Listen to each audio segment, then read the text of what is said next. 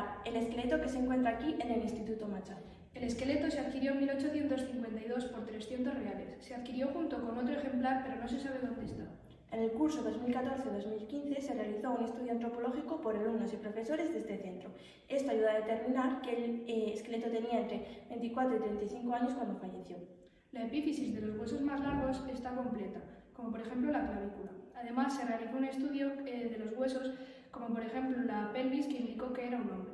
El esqueleto se conserva en buen estado, ya que podemos observar que se conservan todos los huesos, a excepción del peroné derecho, las rótulas y algunas falanges. A simple vista puede parecer el esqueleto de un individuo fano. Sin embargo, fijándonos en la mandíbula, podemos observar algunas fisuras dentales. Esto probablemente indicaba que tenía una infección bucal, que probablemente pudo ser la causa de su muerte.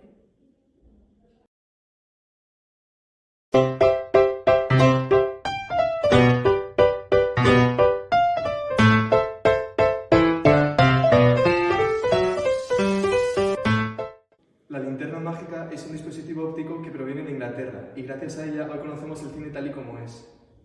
Básicamente consiste en una caja con un foco luminoso en su interior que proyecta sobre una pantalla imágenes que están en unas placas de vidrio, placas linternas, que se hacían a mano pintando de color verde las placas. Su uso comenzó en 1860, pero a partir de 1940 decayó su uso y estas placas linternas se enviaron a los colegios solo con una caja de madera, que luego fue una evolución de más modelos. Y la placa que tenemos aquí en el instituto fue cedida por la Escuela de Artes y Diseño de Soria y luego se acondicionaron por parte de los alumnos y los profesores.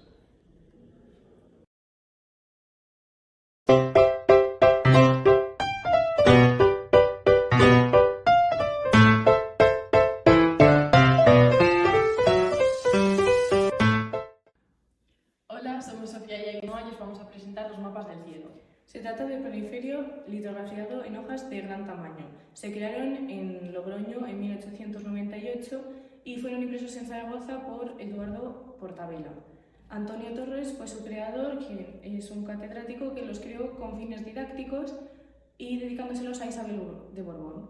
Antes de estar en el museo se encontraban en el Departamento de Geografía y Historia del Instituto y este mapa, su presentación, es dividida en dos partes, en los planos celestes norte y en los planos celestes sur. Se trata de la transcripción de los mapas creados en 1877 por Camille Flammarion, que plasman el cielo del equinoccio de marzo de 1860. Inicialmente se crearon 1000 copias, pero actualmente solo se conoce de la existencia de 5. Y ganaron 2 medallas de plata en la Exposición Universal de París del año 1900 y su autor creó un folleto de 56 páginas en el que explicaba el uso de estos mapas y los astros que se veían en el cielo.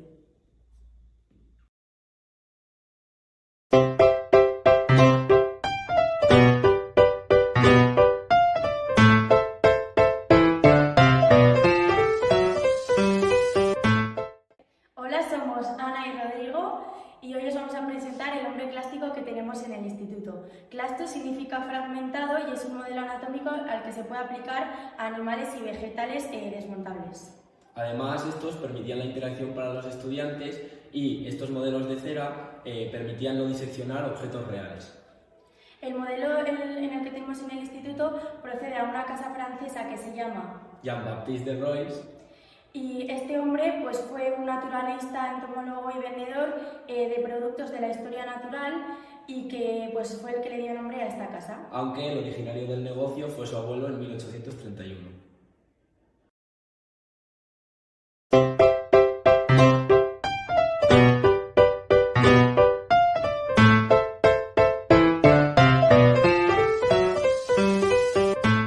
Hola, somos Marcos y Carlos y vamos a explicar anfibios y reptiles. En el museo solo tenemos un ejemplar de anfibio, que es la salamandra común europea de 1758. Esta salamandra es un ejemplar que perteneció a una colección que se preparó para su venta en la mansión de Verdús. Y además, por el museo tenemos 25 vertebrados que pertenecen seguro a esa mansión y otros 15 posibles. Yo voy a hablar de los reptiles. Aquí pusimos el ejemplo del cocodrilo americano, también conocido como Crocodylus actus. Es uno de los 6 ejemplares de reptiles que tenemos en el museo y sus medidas son 93 centímetros de largo por 10 de ancho, aunque su tamaño habitual puede llegar hasta los 3 o 4 metros de longitud. De los 6 ejemplares, 3 son ibéricos, 2 son del Asia Menor y otro es de América Central.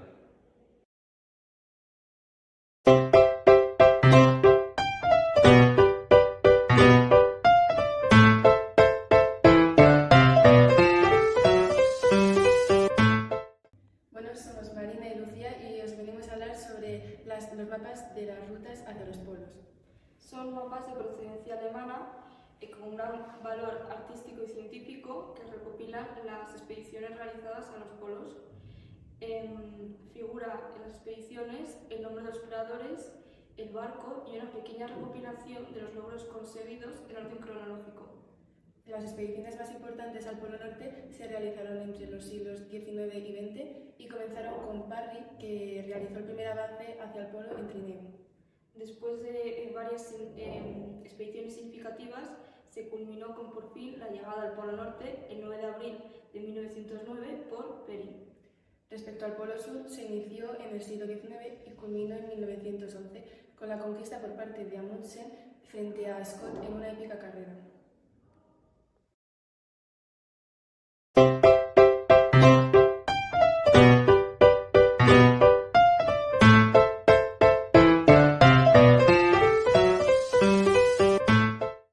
Hola, somos Daniel Gómez y Daniela Casta y vamos a presentar el anteojo de Plancheta.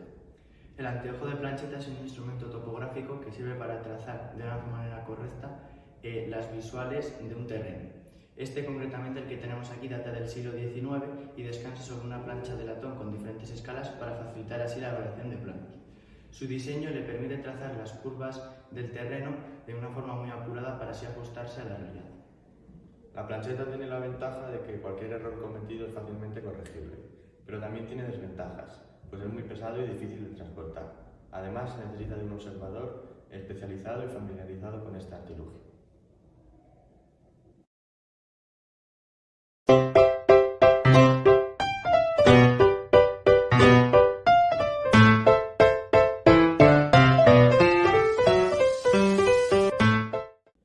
Buenas, somos Marcos y Agustín y os vamos a explicar el planetario de Bader.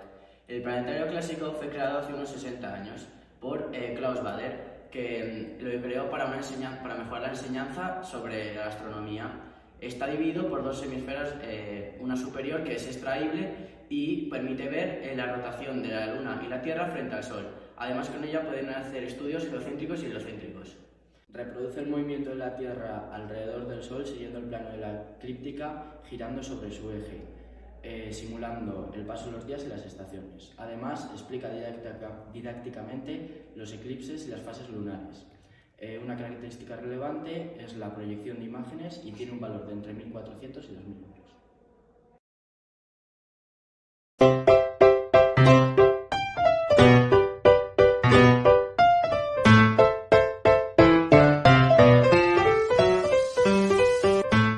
Buenos días, somos María y Ariadna y estamos en el Instituto Antonio Machado, en su museo, para explicaros un objeto que hemos apadrinado, que en nuestro caso es el anteojo terrestre.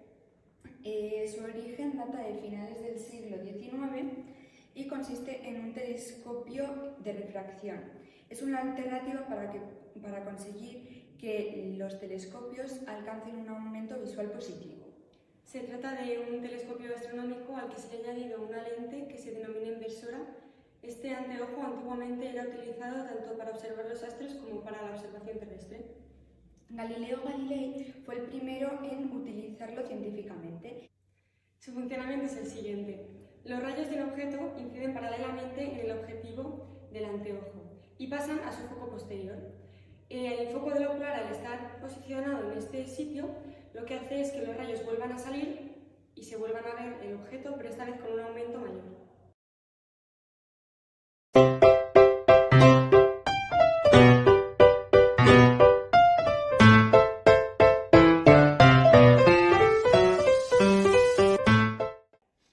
Muy buenas, somos Eric y Alfredo y os vamos a hablar sobre el herbario de Alejandro Navarro. Alejandro Navarro Cándido falleció falleció el 12 de enero de 1988.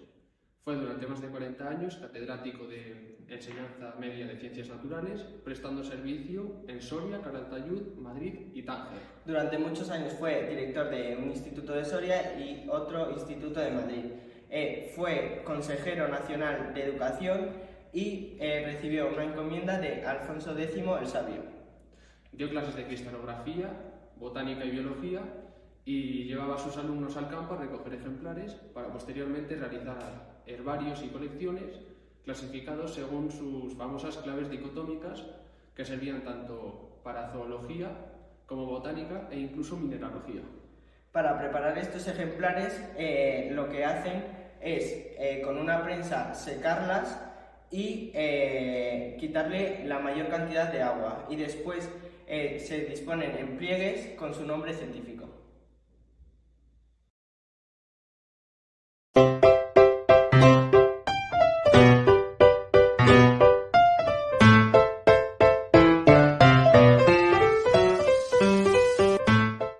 Hola, somos Irene y Sofía y os vamos a presentar un animal del museo que se encuentra en la especie de vertebrados y mamíferos.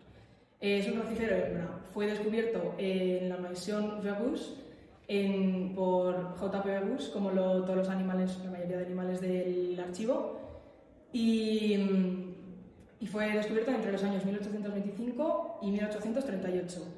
Esta especie se caracteriza por medir 50 centímetros de largo y 38 de alto, y tiene algunas fracturas, por ejemplo, en el labio izquierdo superior también le falta un ojo y pelo en las patas.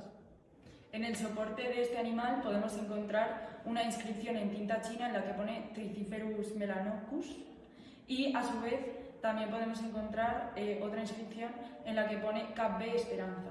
Después, al llegar al instituto, se le colocó una nueva etiqueta en la que pone número 62, dándole un número para esta colección. Tras esto, también hay que añadir que esta especie ha ido cambiando a lo largo del tiempo su nombre, dándose ahora mismo su nombre Racíferus melanocus.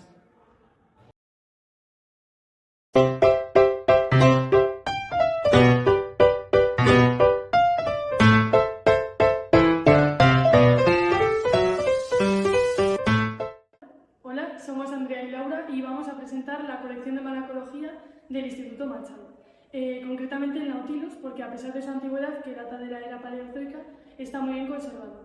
Es una concha que tiene simetría bilateral y forma de espiral, y suelen vivir unos 15 años. Llegó al instituto gracias al catedrático José Lo Sáenz en el año 1848 y fue recuperada gracias a los alumnos del curso 2012-2013. Su morfología se divide en varias capas y suele vivir en la más externa. En su interior tienen un sifón que les permite llenarse de agua cuando se quieren hundir o expulsarla cuando quieren subir a la superficie. La capa externa está compuesta por carbonato de calcio y la interna por nácar. Son ovíparos y solamente se reproducen una vez en su vida. Se alimentan de crustáceos, peces y carroña y viven en las aguas del Océano Pacífico.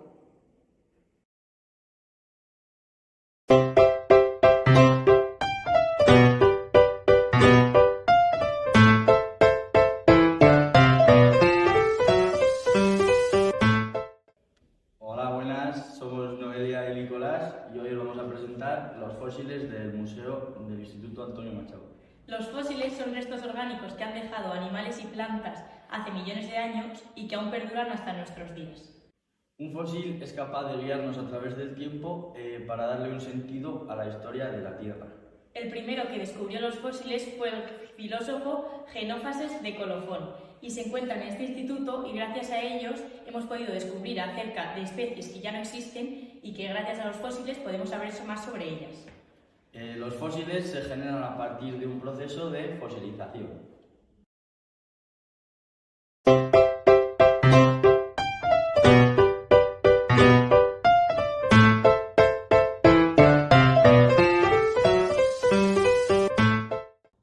Hola, somos Álvaro y Martín y vamos a hablar sobre el azulejo de Santiago Ramón y Cajal. Santiago Ramón y Cajal nació en Navarra, pero estudió en Zaragoza. Es considerado el padre de la neurociencia, ya que en 1888 descubrió la transmisión del impulso nervioso de forma unidireccional y el proceso de conexión entre las neuronas. Compartió el Premio Nobel de Medicina de 1906 con Camilo Golgi en reconocimiento sobre su trabajo de la estructura del sistema nervioso. En este museo contamos con un baldosín que muestra la imagen de Ramón y Cajal, producto de la época y obsequio de la empresa Ceregumil de 1935. Los baldosines publicitarios se pusieron de moda a finales del siglo XIX y, aunque ya no existen, se pueden seguir apreciando en las calles españolas. Son testigos de la historia. Muchas gracias por vuestra atención y esperamos que lo hayáis entendido todo.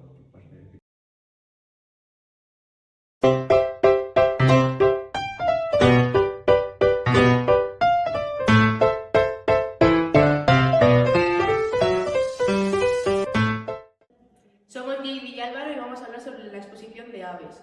Pudo llegar al instituto en 1848. Los hermanos Belus, tras años de investigación, expusieron todas sus especies en museos y también lo expusieron en centros de enseñanza de Europa, como puede ser nuestro instituto. Se logró gracias a la unión entre colaboradores aficionados y naturalistas.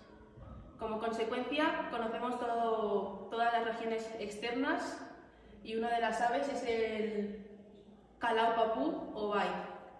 La especie se encontró en Nueva Guinea y la primera taxidermia que se hizo fue por los hermanos Ferreras.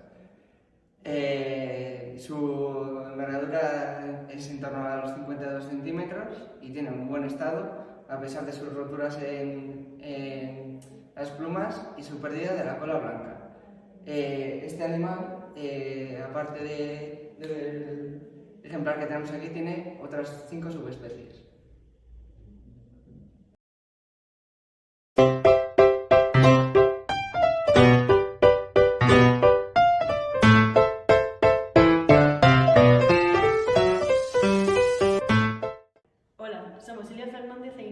Vamos a hablaros de nuestra colección en el Museo de Vertebrados e Invertebrados conservados en Formol. La técnica de la conservación en Formol comenzó a finales del siglo XIX gracias a los hermanos Rester. Esta técnica es la utilizada actualmente ya que es un químico muy potente que desinfecta. Además, al ser una sustancia volátil, sus vapores nos permiten embalsamar con más homogeneidad. Es una técnica muy lenta, por lo cual tiene muchas fases. En esta amplia e interesante colección podemos encontrar pepinos de mar, sepias, poríferos y poliquetos como el Branquioma vesiculoso.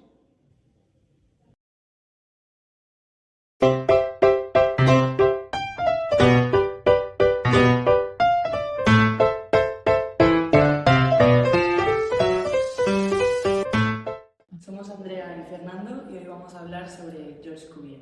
Cuvier fue un naturalista que nació en Montpellier, Francia, el 23 de agosto de 1769.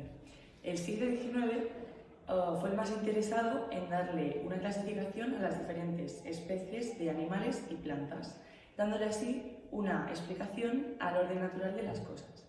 También fue profesor en el Museo de Historia Natural de París y fue uno de los naturalistas más respetados de la época. Su obra más importante es El reino animal distribuido según su organización, publicada en 1817. Esta obra la prosiguió Achille Comte mediante unas láminas que mostraban de manera muy gráfica las relaciones existentes entre las especies animales más conocidas. En nuestro instituto conservamos 79 de estas láminas encuadernadas en un libro.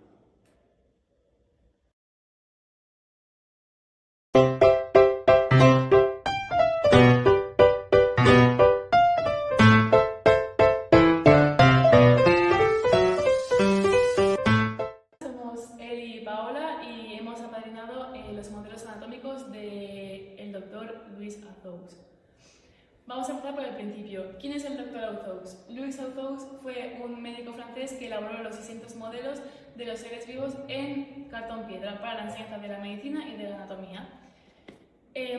Los modelos anatómicos son los del ojo, oído y el hombre clásico, que son los más populares y son los que podemos encontrar aquí en el museo, que están allí. Están fechados el del ojo en el 1826, el del oído en 1835 y el del hombre clásico en 1830. Fueron adquiridos en París y, gracias al embajador de Francia, llegaron a Madrid. La técnica de construcción es mediante un molde de plomo, pasta de papel y cola y pintura.